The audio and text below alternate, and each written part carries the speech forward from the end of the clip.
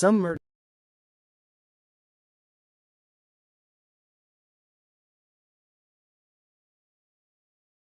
murders go cold, but this one refused to stay dead. Teresita Basa lived a quiet life, music scholar, therapist, no enemies, until someone ended her story in the most brutal way. Months later, a coworker begins speaking in a voice that wasn't hers. A voice begging for justice. A voice claiming to be Teresita, returned from beyond the grave. Tonight, we unravel the case of the ghost who solved her own murder. Only on Serial Killers, Supernatural and Murderers. From the supernatural to the unexplained, from true crime to the voices that refuse to stay quiet, we bring you every angle, every secret, every haunting truth. Do you dare listen? Hey, everybody. Hello. So tonight is, we have a very special guest host, Dr. Elliott Van Dusen. Thank you. Thank you for having me. That made me feel different. All I got is 2 master's degrees, and y'all got doctorates. Damn. I need to I don't have mine up there. I don't have it either. Well, welcome, Blaine. Welcome back. And I'm so glad you're feeling up to being able to do a show. Yes, it's been a long time coming. He's been under the weather for quite a while, and he is back. This is his first show after several months. So I can't remember how many. It's been too. It feels like years. It's a lie. I did one show probably about a month and a half ago, let people know that my cancer was gone. And after that, I haven't. But yeah, that was the first time I've been back. This is the first full show I'm going to get to do. So I'm excited about it. Yeah, we're excited you're here. Welcome back. Yes. So, Gwen, what do you think? This is going to be the first installment of Ghosts That Solve Their Own Murders. This is a great spooky holiday. Caught you with a sneeze there. Sorry, sis. I know. Sorry. All right. Okay. I was trying to hit the mute and sneeze, and it didn't work out, guys. So, Elliott, welcome. Welcome, Blaine. I'm so glad to see you back. I'm glad to be back. It really is. I'm seeing some folks that are messaging me directly. Everybody's saying welcome. Doc, welcome to the show, and welcome back, Blaine. So that's great. We've got a lot of people watching tonight. Let's see. We are talking about Teresita Basa, the ghost who solved her own murder. This is a chilling, true case. This is not made up. It's not written. It's not fiction. It's a true case of murder, possession, and justice from beyond the grave. You know, if I was her, I would do the exact same thing she did. Oh, yeah. She's a very strong, very intelligent lady. All right. So here we go. I got the first slide. Here we go, Gwen. Take us out there. There we go. I can read it now. Okay. She was born in 1929 in, I'm going to butcher this, Dumanque? No, Philippines. She was a devout Catholic, musician, and respiratory therapist. I think that's awesome. She immigrated to U.S. in 1960s to study music, and eventually she worked in Chicago as a respiratory therapist at Edgewater Hospital. Wow, that's impressive. Raised in a wealthy Filipino Catholic family. She was very, very religious, devout, and they said that she had lived alone in a modest apartment. She had her friends, had a boyfriend, and she died a virgin at the time of her death. And she never married, no kids. Poured her energy into her patients, music, her faith. That's rare. She had her PhD in music, and she went on to become a respiratory therapist. I mean, she did nothing halfway. And I don't know, guys, what do you think? I feel like that lifestyle, even though she was quiet, but her being all alone, it created this opportunity for this psycho to do this to her. What do you guys think? Especially if they knew, and they did. They found out. What I'm thinking was the boyfriend cleared? Yes, He was never even brought into it. I think he was out of town. I'm not sure. I don't know. I just felt he had something to do with it. Yeah. Well, here you go, Blaine. That's yours. I'll pull the banner down so you can read it. Okay. All right. 48-year-old. Some say 42. Well, I added it up. She was born in 21 and died in 77. That's 48 years. Teresita Basa, a quiet, respectful Filipino respiratory therapist, was found brutally murdered inside her apartment at 2740 North Pine Grove Avenue. Firefighters responded to smoke coming from her unit. When they entered, they found a mattress on top of her body. Her body was partially nude. She had been stabbed once in the chest. The fire had been set deliberately to erase evidence. The apartment showed signs of sustained sexual assault, but the autopsy determined she had not been raped. Her clothes had been removed to mislead investigators. Her personal items, including jewelry, were missing.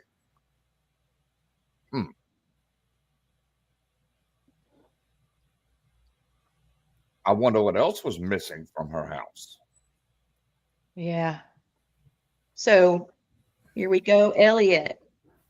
Yeah. Why did the case go cold? Yeah, for those that haven't met me before, I used to work homicide with the Royal Canadian Mounted Police, and I did that for 9 out of 15 years. So I have worked cold cases, and I have had cases go cold. In this particular case, though, actually, I was very excited to talk about this case because I wrote about it in my first book with law enforcement, Supernatural Encounters. Right on. Yeah. So it's pretty cool that we were talking about this. But there were several reasons why the case went cold. Certainly, the crime scene was destroyed by fire.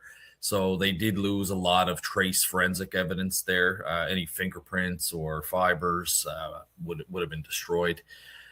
They actually had no eyewitnesses to the suspect at the time. So nobody heard the stabbing. No one saw the accused enter the apartment or leave afterwards.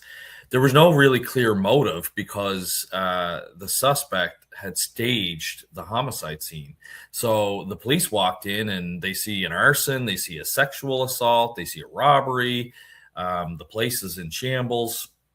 So they were trying to piece together a motive. The staging really kind of threw them off. They did do the forensic autopsy and found out that, like you guys said, she wasn't sexually assaulted. That was something to throw off law enforcement. They also had very limited investigative leads. In fact, the only thing that popped up for the suspect, which would have been later told to us by the psychic spirit possession that we're about to talk about, was that there was a note left saying theater tickets for AS. That was the only piece of kind of evidence that would later link Alan Showery, to this case, besides his confession and finding the jewelry that was taken. So it also kind of threw law enforcement off as well because Alan Showery had no conflicts with Teresita Basa at all. They did know each other from the hospital, but they actually had no issues with one another. And then the police ran out of what we call conventional methods. They interviewed coworkers, talked to neighbors, checked any sort of video footage that would have been available at that time. This is a time before cell phones, so there was no search warrants to get cell phone records and different things that would be available to us now. Like today, you would probably search Showery's computer to see if he had Googled anything, how to dispose of a crime scene or what to do. They didn't have any of that. So they ran through everything that they possibly could. And eventually the case went inactive or cold until a big break happened. What evidence did they have against that gentleman that gave him a break?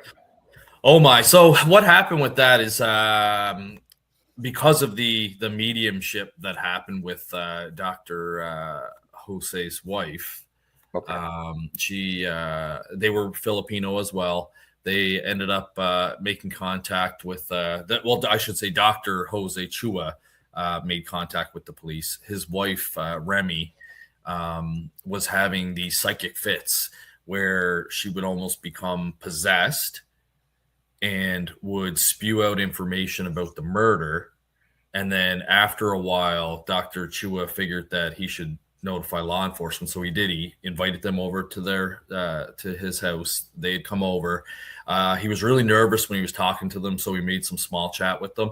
And then he flat out asked them, "Do you guys believe in ghosts?" And they kind of looked at him like he was crazy. And then he explained to him what was happening and some of the information that his wife had talked about. And it was very specific. During the second possession episode that Remy had, she disclosed that Teresita Basa had told her that Showery had stolen a pearl ring from her and also a necklace. So that was very specific. Let me show a picture for you. Okay. I got that for you, Elliott. Hold on. Yeah. If I could click it. There. Yes. So there's the pearl ring you can see on the left there, and then the necklace on the right. It was very specific jewelry. It was actually custom made. So it's not like you could go to Zales or People's or anything like that and purchase it. It was very, very specific. So that kind of led law enforcement to start looking at Alan Showery because Miss Chua had provided that name, said, "Hey, this is who murdered Teresita Basa. This is what's missing." So they started to look at Showery. They brought him in for an interview. They used typical police interrogation techniques where they get the person to commit to a story. And so he committed to a story. And the one thing that he failed to tell the police is that he was actually, they already knew, but he was supposed to go over and help her fix a television set. But he denied going there. They had also interviewed friends of Teresita Basa who told them that they had someone coming over to repair their TV. So the friends knew someone was coming over.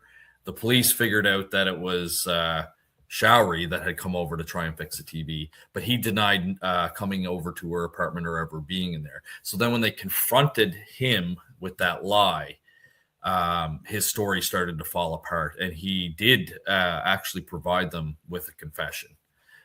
He confessed to it all. Yeah, he did. He provided a confession. He wasn't under arrest. They never placed him under arrest at any time. So they did give him the police, in Canada, we call it the police caution. It's you need not say anything because anything you do say may be used as evidence in court. Like our Fifth Amendment. Yes. Yeah, it's a...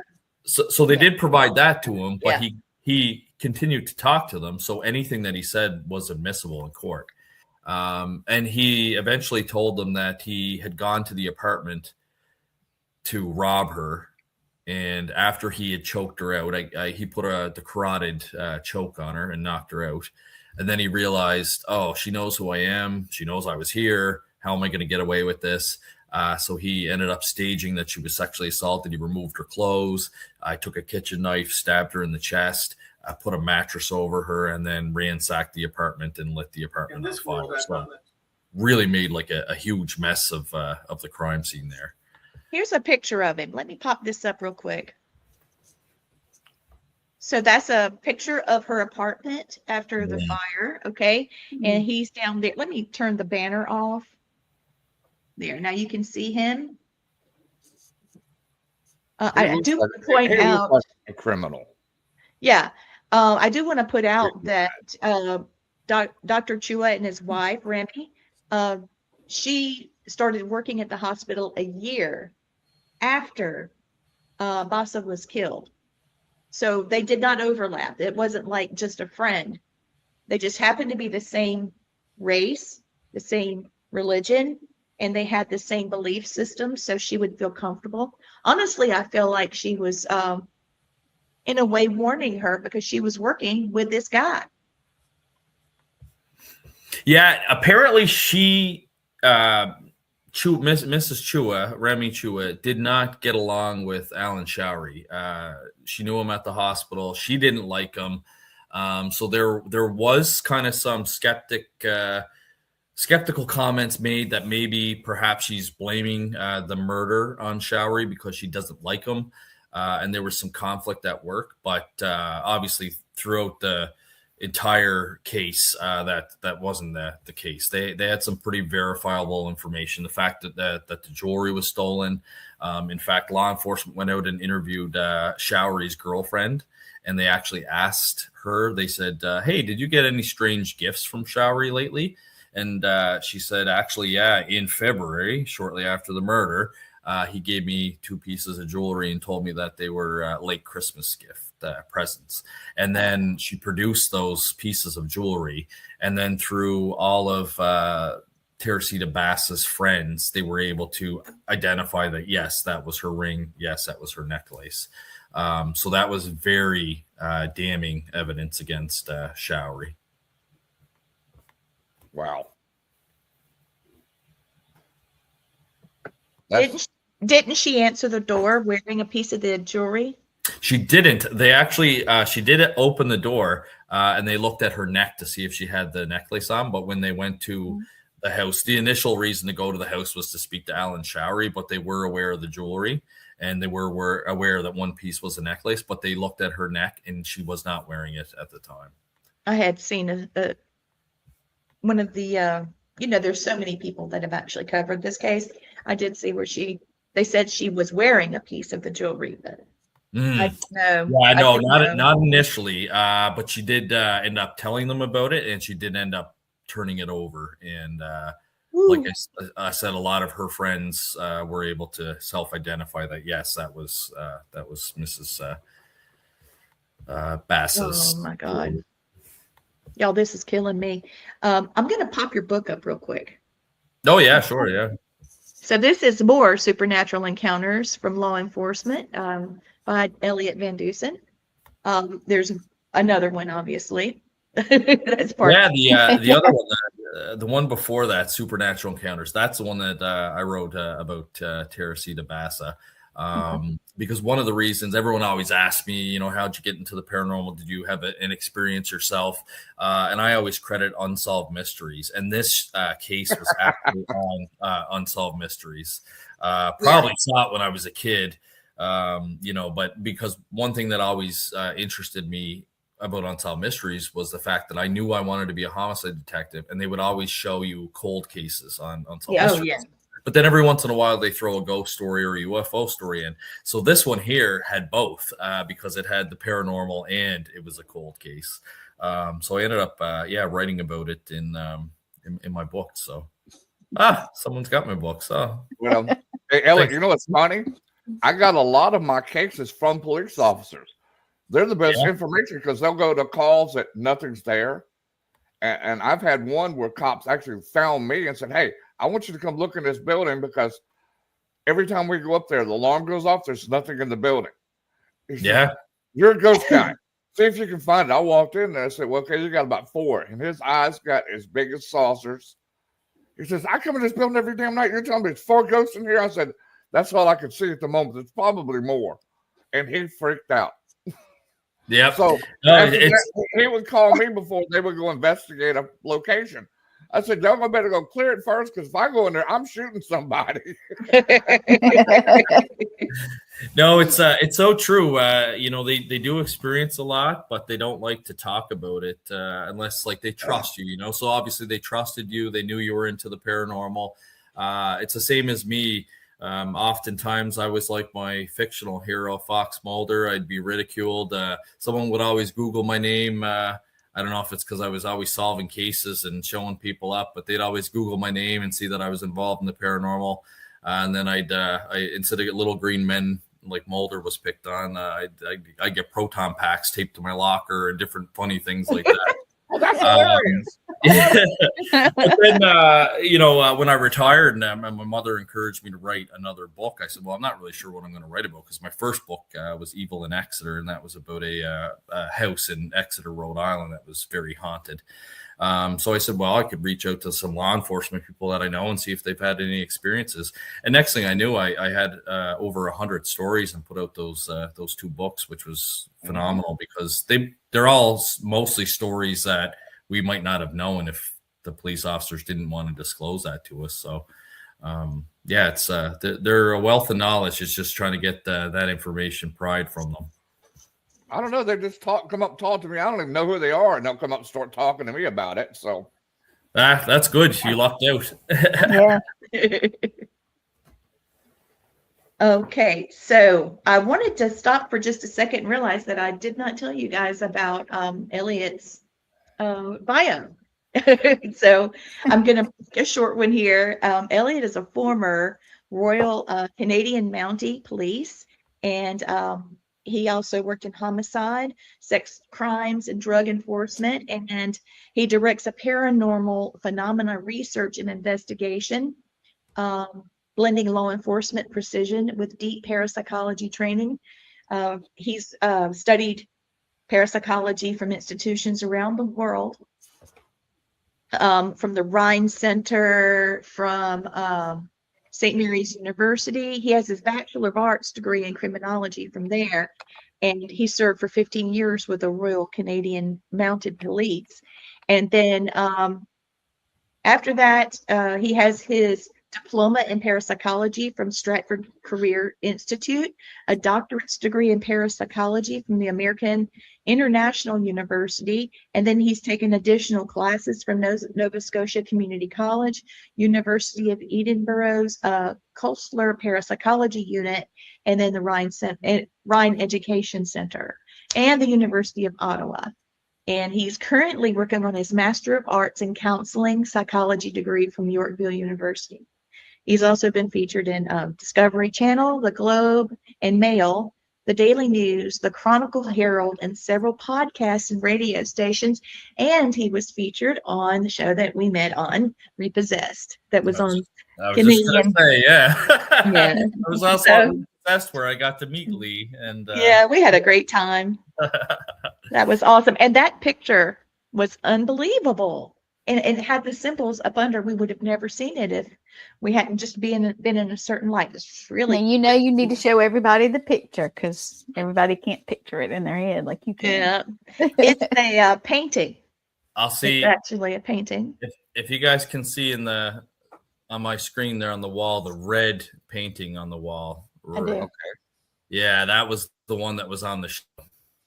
And like Lee said, in Repossessed, when it hit a certain light, I think Mo might have shined a flashlight on the back of it. There was an entirely different picture than what's painted on there, which I didn't even know. That happened like live on camera while they were filming. Yeah, it kind of took me for a little surprise. Very interesting. You know, sometimes people will sketch out with a pencil what they want the painting to look like. And then later they'll go back and paint, but you can turn it around and still see. Yeah. This was nothing like that. The only other thing I can think of, too, is that she had another scene that she was thinking about doing and then just totally scrapped it, because that happened a lot. Yeah, she could have reused the canvas, but it was still cool nonetheless. Oh, yeah. Yeah. There was just a lot of symbols inside of there that created a lot. So how old is the painting? Because I cannot remember every detail. How old is it? It wasn't that old, actually. I think I came into possession of it in, I want to say it was like around 2002 or 2022 maybe. Okay. It was shortly. I had received it just before we filmed for the show. Really. Wasn't that what's the painting? I missed it. Oh, Nathaniel, it was a painting called When One Door Closes. A lady from Calgary, Alberta had painted it, and whenever she's going through a hard time in her life, she likes to paint things. So she had just beaten her addiction and had painted this beautiful red painting. I thought it was gorgeous.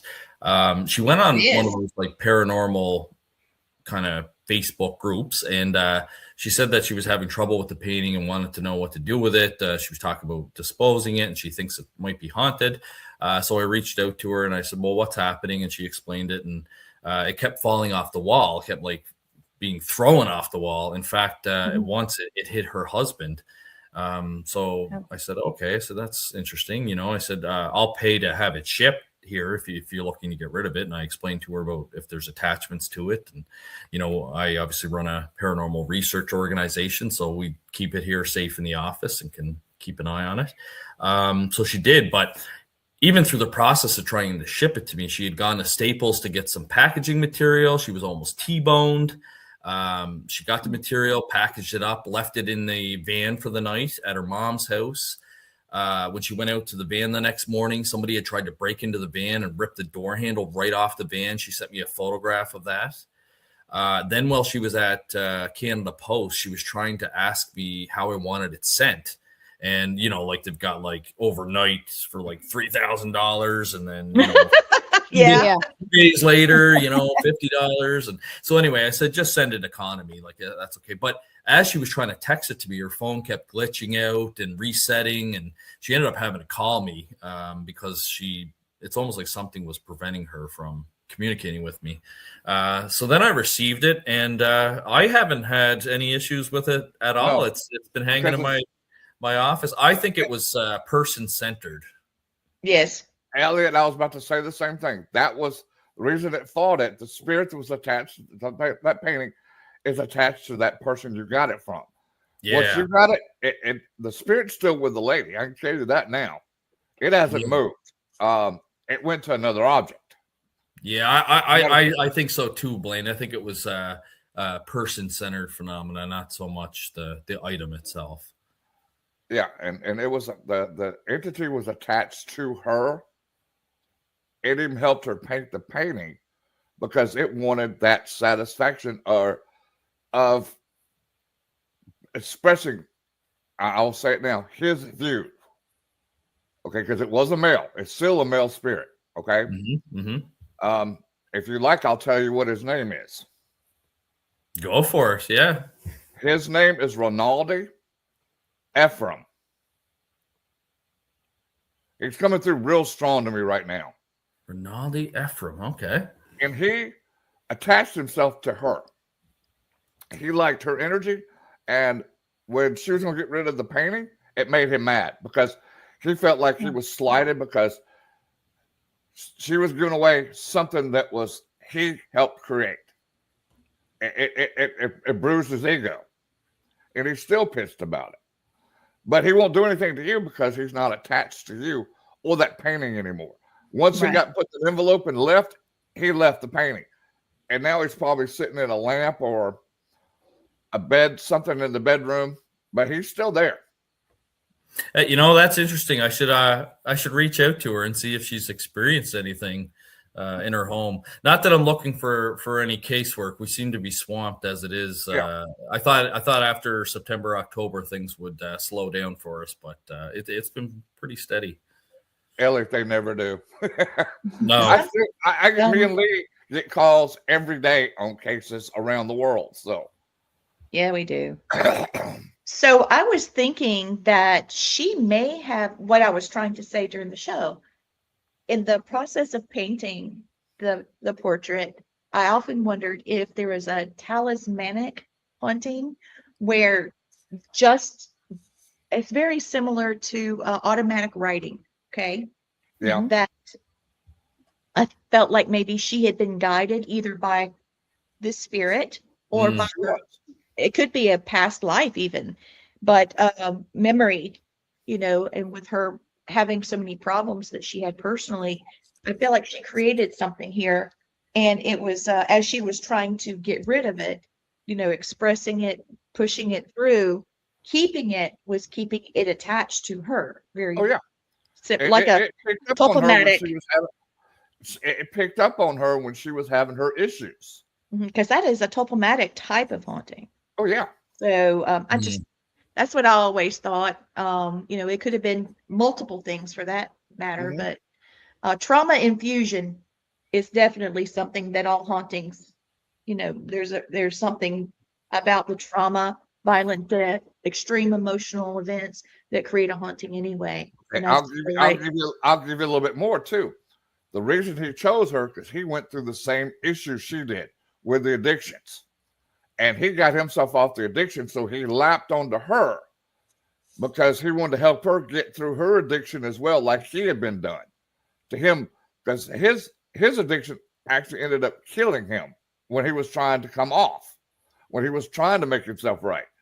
And so he was helping her to make sure that she got through her issues and helped her paint that painting. Like I said, he was very upset when she was giving it to you because that's something he helped her to paint, create.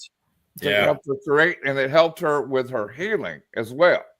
Yeah, everything you say, I can relate to for sure. And like Lee said too, the with the trauma, we know that a lot of paranormal phenomena does have trauma linked to it, especially poltergeist type cases, which like I said, she was a victim too. She was a victim. She was working through that trauma, and that created the addiction because she was okay. This is something else. I'm sorry, I'm giving y'all more and more, but they're giving me more stuff right now. He is not trying to harm her or anything. He right now is a protector of her. He is more like I'm not going to say a spirit guide because he's not a spirit guide yet. Right. But he is one of her protectors, and he is there to help her keep her sobriety. He's like an unofficial guardian angel for her, kind of watching. I like that. Yeah. That's exactly what it is. That is exactly what he is. Yeah. Oh Lord, I need about but he's 1,000 working of those right now. Oh, you know, ours is sitting there looking like this, going, "Oh God." Well, that's that's very interesting, Blaine. I appreciate you sharing that information. I finally have all your books. Okay. That was on Amazon. Here's the first one that I did not put up. Let me turn the banner off so you can see. Yeah, that's the one with Teresita Basa in it. Okay. So everybody watching, go order it. Here's the second one. They do make great Christmas gifts. Yes, they do. Yeah. Plug it. Plug it.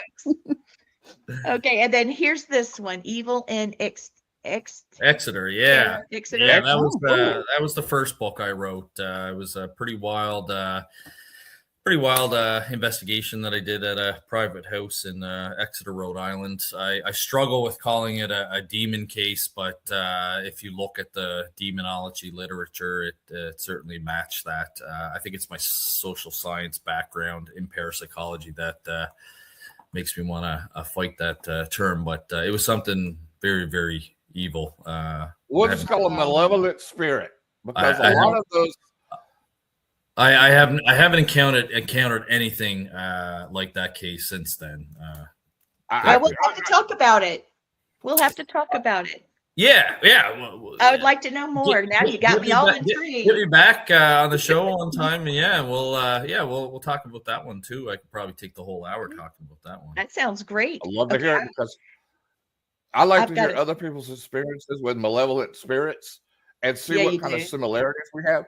Because I've had some that will come out and talk in a demonic voice, and I see the real them. And I'll tell them, okay, now can you talk in your big boy voice? And I've had two brothers that were spirits. They were just nasty little sons of bitches. Yeah. They were mean to their mother. They were mean to their brothers and sisters, the rest of them.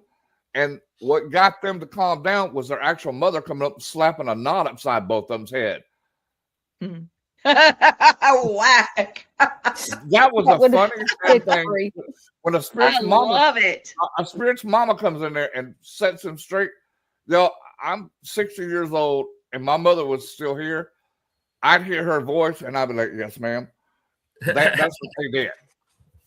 And you know how little my little Filipino mom, is. And I'm just glad she loved me.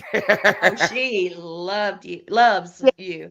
Mama passed last year.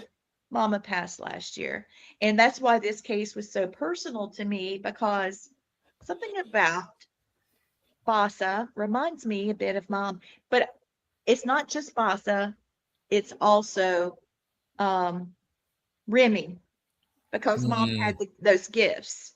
Yeah.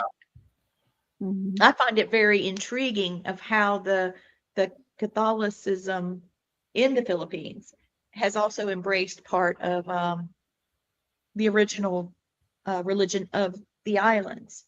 Yeah, it's no different than with Latin America with sangria or voodoo, because they combine both Catholicism and natural stuff.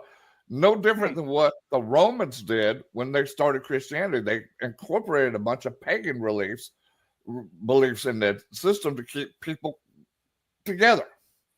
So yeah, it's been going on for millennium. Yeah, it has. Yeah, the interesting thing about this case too is I don't know if Mrs. Chua had any other psychic experiences after this case. There's not a whole lot of information out there about her. Same with Showery. He did end up so he did go to court. There was a mistrial, but the defense told him that the Crown, or we call them the Crown up here, but the prosecution down there, the prosecution was going to try it a second time, and his defense lawyer told him that he probably would not survive a second trial. So they decided to plead guilty before the prosecution decided to take it to trial for a second time. So he did go to jail. He did serve his time. And then I know after that, he did go to California to stay with some family for a little while. And then he went back to Chicago. And the last we heard about him was sometime in the early 2000s. He was in New York City at some point. And then after that, he drops off the face of the earth. But I'd be curious to see if Mrs. Chua had any other experiences, because this was a big one. It was basically a form of spirit possession. Because she had all the symptoms of it. Even when she would come out of the trance, she wouldn't remember what she said. She wouldn't remember going into the trance. It was all based on her having, Mrs. Basa possess her, and then she relays the information to Dr. Chua. And then the third possession that happened is when they approached the police and told them all the information that was happening. So, yeah. You know what's funny, Elliott? The reason she didn't remember, it was not meant for her. Lee taught me this a long time ago. It was meant for her to tell Teresa's story. And that's what she did. And when she told it, she was done with it. Because it wasn't meant for her at all. It was meant for her to get justice for Teresa. Yeah, it's a very interesting case. It hasn't been really disproven from a paranormal standpoint. It is actually a very strong case, and it's still referenced quite a bit in parapsychology and criminology, really, because the judge, at the time when he was listening to this, there was no other cases like that in the state of Illinois where basically the police are relying on psychic information to make an arrest and run a prosecution. This was like one of the first cases that Illinois dealt with this case. So it's a very, very interesting case. Yeah, it is. It is very interesting. Check this out. I got this quick slide. Okay, so this is when Teresita's stolen jewelry was retrieved. And if she had been fabricating the story, she would have needed inside knowledge, which she did have. But Remy and her husband barely knew Showery. They did not know what jewelry Teresita was missing. They did not know who Showery was dating. They did not know, and she produced a name. Okay. They did not know he had financial problems. They did not know he had been in Teresita's apartment that day. And from that, the detective said someone told them the truth, even if this explanation makes no sense. Yeah. So that was the words from the police. The evidence, the big evidence in this was the jewelry. That was absolutely devastating to Showery, just because the pearl ring and the necklace were so unique and they were custom made. And the fact that they were found in possession of his girlfriend, Yanka. So that really did a number on him. He also, like we said, confessed to it and had tried to give an alibi, which fell apart because he said that, he didn't go fix her TV when he actually did. His girlfriend also said that he doesn't know how to fix electronics, so it made no sense that he would go over there to fix her TV. The fact that, again, if they had run a second trial, he was most likely going to be found guilty the second time. So discussion with his lawyer led to him pleading guilty and getting a bit of a lighter sentence. But certainly this case all hinges, if you look back at it, it does hinge on the spirit possession of Interesting. Of the information coming out. Yeah. What did it do? Play down to manslaughter? No, here we go. Here it is for you. There you go. Yeah, 14 years for murder. He had additional time for robbery and arson. His total sentence was described as 14 to 22 years. Wow. But the murder charge itself was 14. He was paroled in 83, and if you do the math, he only served 4 years, y'all. Gotta love Illinois justice. That burns my butt. That burns me. It's funny. A drug dealer gets more time than somebody that murdered somebody. So they gave him 4 years, probably gave him awful good behavior. And since there are a bunch of dumbasses in Illinois anyway, my wife's in there, so I can say that. Don't hold back, Blaine. No, don't hold back at all. Especially in Chicago. I mean, I'm sorry, you murder somebody, 14 years ain't enough. And then you will give them a 4-year sentence and let them go and let them, No, they should have let his ass rot in jail. He should have become somebody's prison bitch the second day he was there. Thank you. That's why I wanted you to.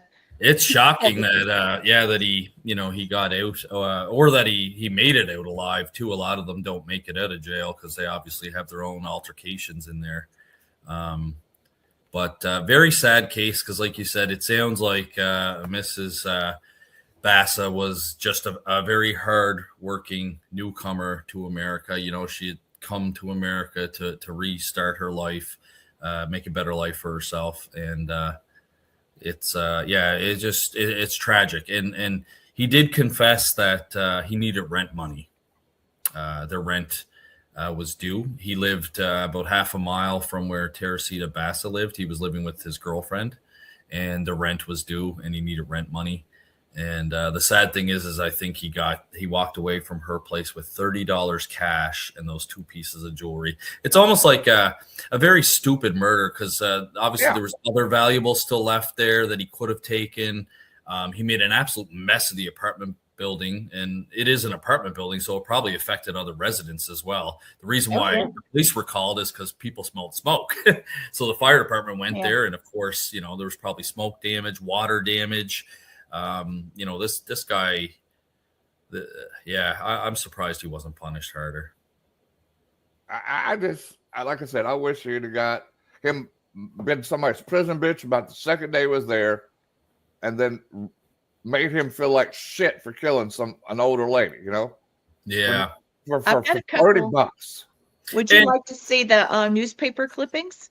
Yes, throw it up. The sad thing is that when she wrote that note, theater tickets for AS, that was her way of thanking him for coming over to fix her TV. Like, it's just awful. Like, she actually went out and purchased theater tickets for you in anticipation you're coming over to fix her TV, when in reality, you're going over there to rob her, and then that leads into murdering her. Like, it's just sickening. Yeah, it is sickening. It's making my stomach just turn right now. Yeah, people like that are predators, and I'm thankful he didn't rape her. No, he didn't. That has set me way over. Let's talk a bit about Alan Showery. Okay, I got a slide for you. Initially, he denied everything. Once confronted with the jewelry, the timeline, the motive, and the TV repair appointment, he broke down, said, "Yes, I did it." Yeah.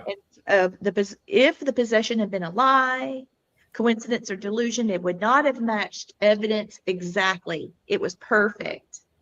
And here's another quote from the police. We acted on information provided to us. That information turned out to be correct. Okay. Yeah. The detective too, the main detective on the case, it was Joe Stahula. He actually was quoted as well. I had it in my book. He expressed skepticism about the mediumship of Remy Chua, but he was quoted as saying, "Nonetheless, everything here is completely true." Yeah, I saw that. Yeah. Isn't that awesome? Yeah. Yes. Okay. He got believed. Yeah. Well, here's the thing.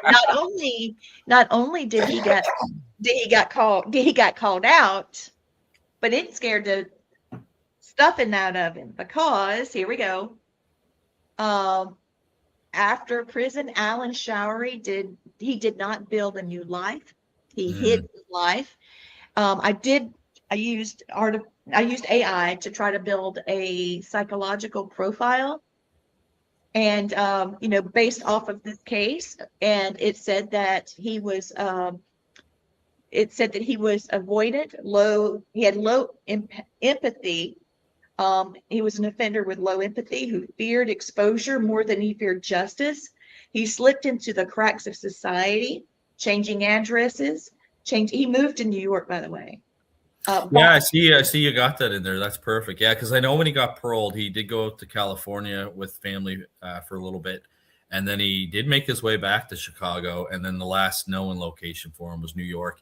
And I noticed you had on there too, possibly changed his name or, lived quietly, which I think is completely right. I would say that. Good. I'd say that if he is still alive, he's definitely flying under the radar today. Yeah.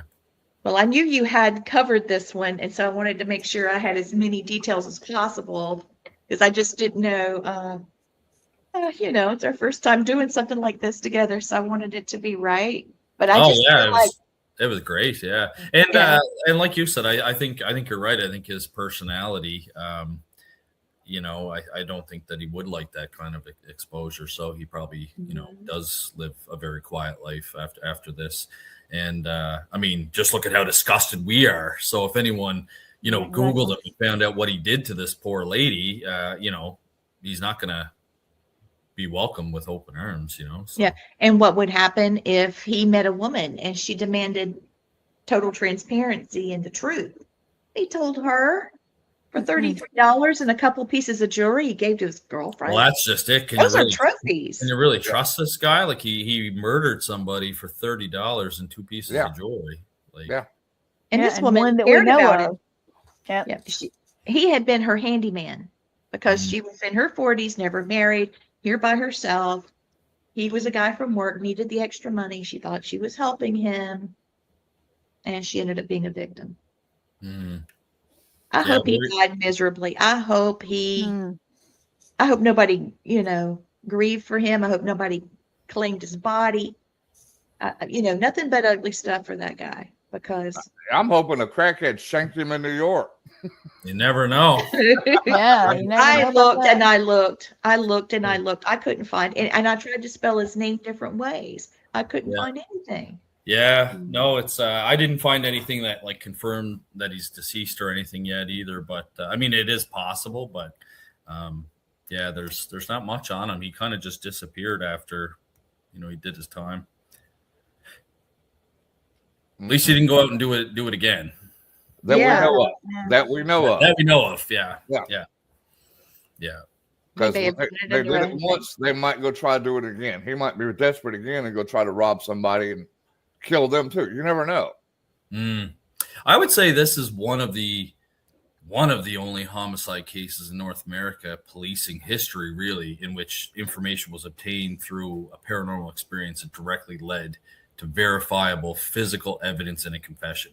We're always, whenever we have a medium on a case, we're always hoping that they can give us something that we can corroborate. And it doesn't happen a lot of times. You can't. But I have a medium in my organization, Jody, and she's been really good. There's been cases where she's given us information and we can't corroborate it, but there's also been cases where she's told us that there's a male, he died of a heart attack, he lived at this address, he died at this address, and sure enough, we start digging through archives and boom, find the death certificate, which confirms all that.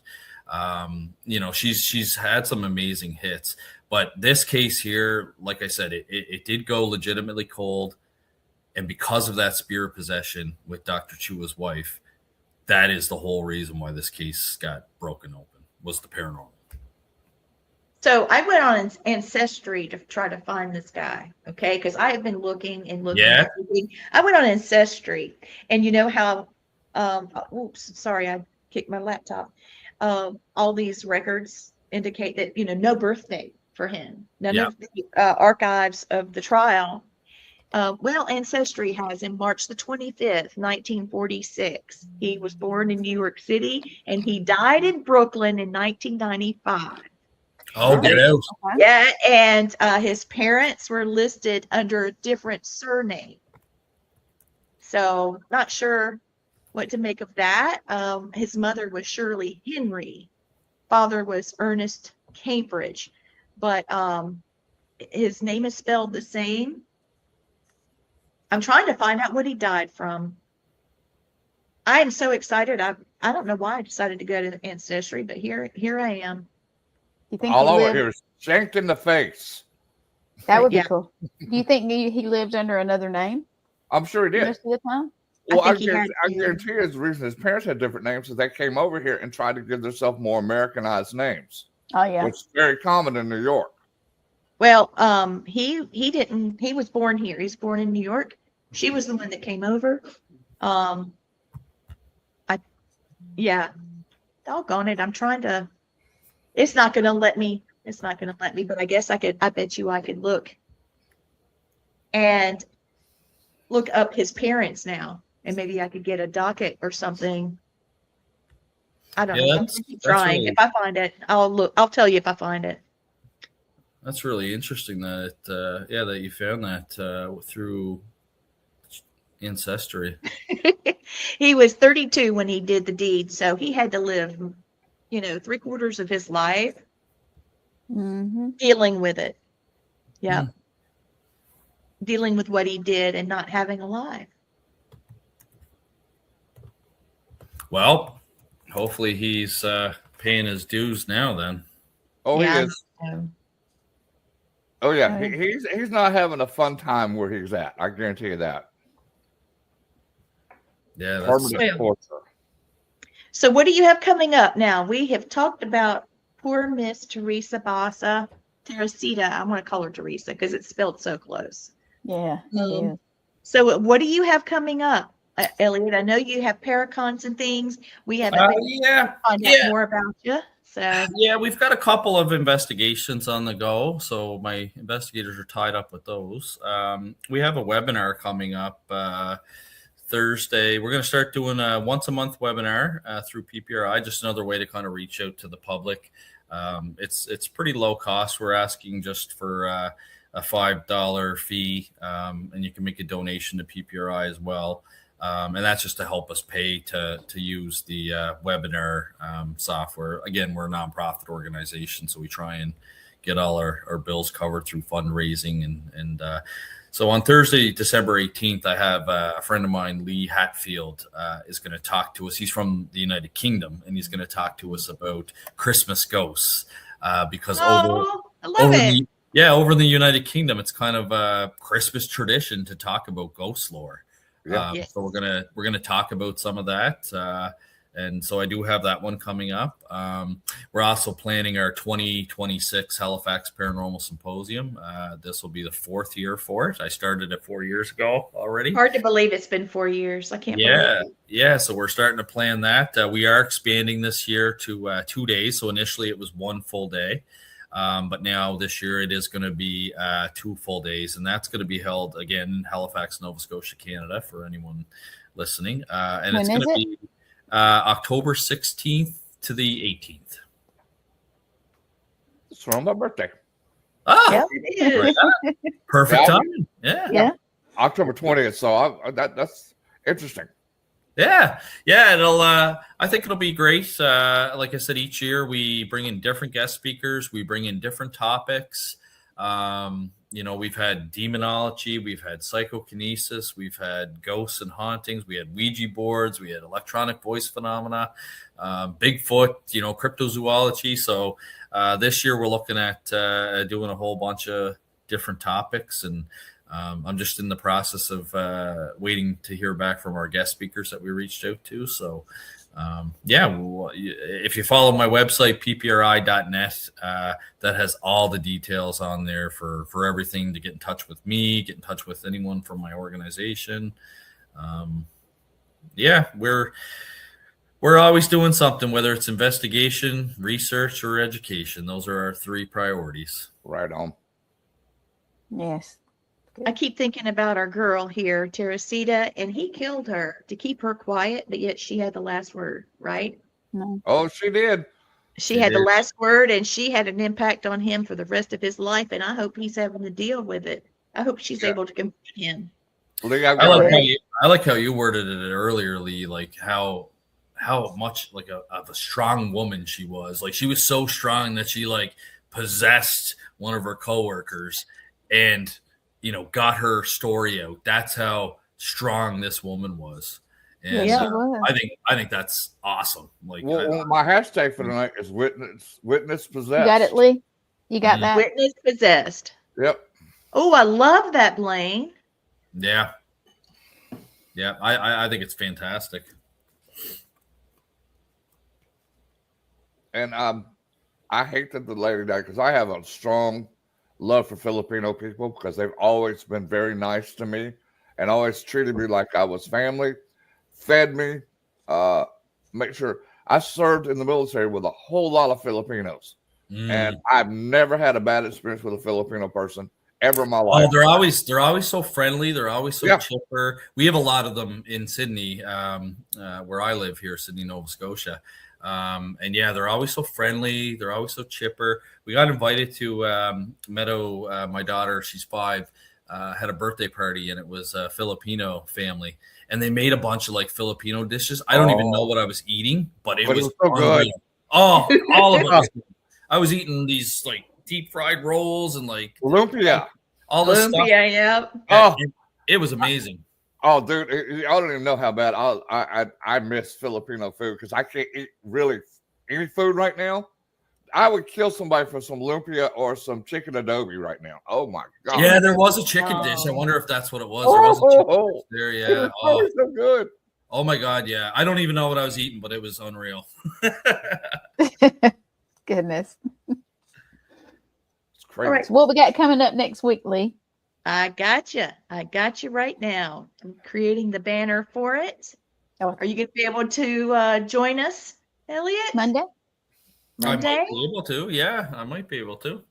All right. So this is it again with the ghost that solved its own murder. It's the true story of, wait a minute, it's going to go away. Let me fix it. Okay. The true story of Frederick Fisher's ghost. This happened in South Wales. Australia. Oh, wow. Why he's in Australia. Wait, it went away. I told you it was going to go away. Anyway, he boo-booed and got sent to Australia for writing bad banknotes. When it was still a prison colony. Okay. Yeah. And after that, he's over there and he disappeared. And people trying to figure out what happened. But then all of a sudden, a man came into a bar. Sounds like a joke, right? He came into a bar, but he was very shaken, and people were like, "Dude, what's wrong with you?" And then it hit the fan. So join us next week. Interesting. Very interesting. It is. That'll be a good one. It will. And it's a lot older than the Basa case too. So no. Yeah. Did you cover that one in your book? No, I didn't actually. No, I'll have to do some research on it after the show. Yeah. Well, you know what's funny? Everybody in Australia, the ancestor was a criminal. I know. That's funny. Australia started out as a penal colony, and now look at it. He said penal. No, I'm joking. I'm being silly. So crazy. We try to keep this a little friendly, but yet we talk about what's going on. Elliott, I hope you had a great time, man, and I hope I do too. Come back I did. No, I was very happy that Lee reached out to me to come on to the show, guys. I will look at trying to come on next Monday as well because I'll be curious now. Now you got me roped into another rabbit hole. I have you hooked on there, man. I have to research this case now on top of the million other stuff I have on the go, but. Yeah, no, I appreciate it. It's always great to catch up with you guys, and thanks for having me. Well, next week, sorry, Blaine, excuse me. Sorry, no, I was just going to say, thank y'all for letting me come back tonight. It was very uplifting for me tonight because I have been, fighting this damn cancer. I'm still not healed. Cancer's gone, but now it's just a healing process. So this was like really good for my morale. And it was fun because I love doing the show, and I haven't got to talk to Inexperienced in a while, and they come through like crazy tonight on this show. So I felt that good. Was nice. That was well, nice. That's good, Blaine. I'm happy to hear that everything's going good for you. And yeah, I'm glad that you chose tonight to come on to the show because I haven't seen you or talked to you in a while. So I know since you was on a show, God, was it a year or so ago, maybe two? At least a year or two ago. Yeah. So what I was going to say, Family Spirit LLC, which is doing business as, with All Access Network, we're doing a workshop that's free, and it's about angels and demons, and I'm about to post it. And so let your people know we're going to, I'm going to be talking about angels and demons. I've got some guest speakers. It's going to be for 2 hours, and the date will be provided, and it's like my way of giving a Christmas present.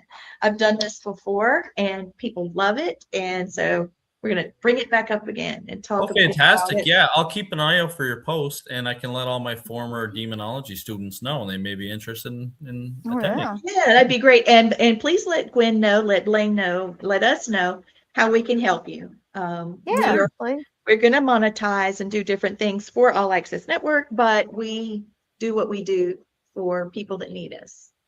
Awesome. I really do.